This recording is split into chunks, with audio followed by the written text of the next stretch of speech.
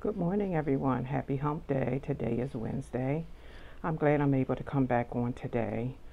We're going to talk on the subject of unforgiveness.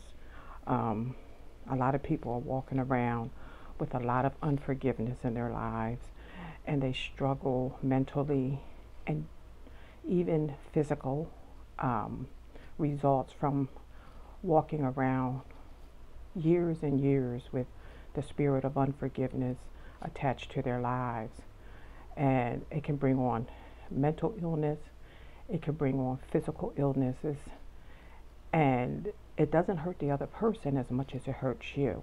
I think a lot of people like to hold on to unforgiveness because in their mind they're thinking, oh, I'm going to punish them for what they did. You don't know what they did to me. I will never forgive them. Well, let me tell you something. God is very serious about unforgiveness. And if we have the spirit of unforgiveness, we can't even get a prayer through to God and ask Him to forgive us. And we know we come short every day, all of us. None of us are perfect, because if we were, we still wouldn't be down here walking around. Some of you need to call someone today, and you need to tell them that you forgive them.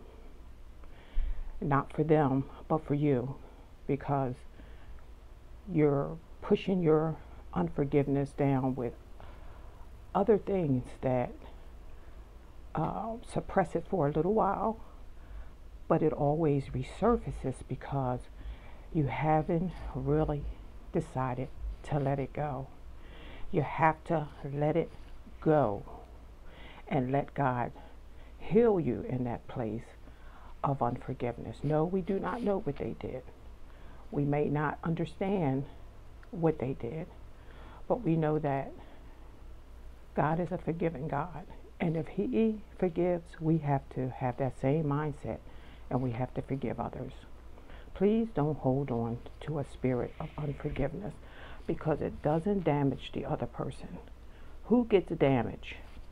You, because you're the one that's filtering those feelings and not letting them go. So my advice to you today, get that phone, write that letter, make that contact. And even if the person's not no longer living and they've gone on, you can still forgive them. Even if they're buried and you'll never see them walk the earth again, you can still have the spirit of forgiveness, and you can let it go. So it's really up to you. Do you want to continue your life miserable, hurt, despondent? People looking at you like, what's wrong with you? Why are you acting like that? I don't understand why you keep acting like you acting. Why are you all over the top? Because of that spirit of unforgiveness. And then we want to go to God, and when we mess up, we want to be forgiven. But when it's time for us to forgive, we just gonna hold on to it. It don't work like that. So my advice to you today, get that pen out, write that letter. I know we're social distancing right now. We can't really physically go and touch and talk to people.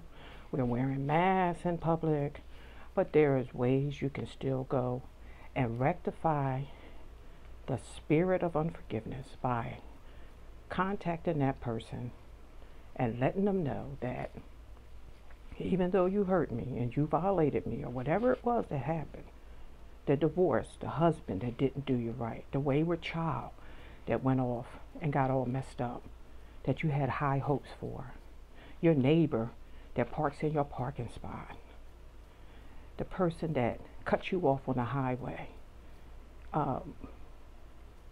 whatever the situation is, you have the power to forgive, and it's up to you if you want to forgive or not. So this is another segment of Deborah's Quiet Corner, and I hope you have a beautiful Wednesday, and I hope you let that unforgiveness go, because if you don't, you can't even go to God and give forgiveness when you mess up.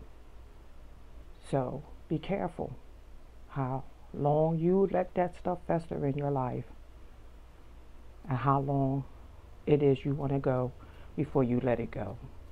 All right. Peace out. I'll be back. Deborah's Quiet Corner. Informative, love, peace, and a whole lot of information. Have a good day. Bye.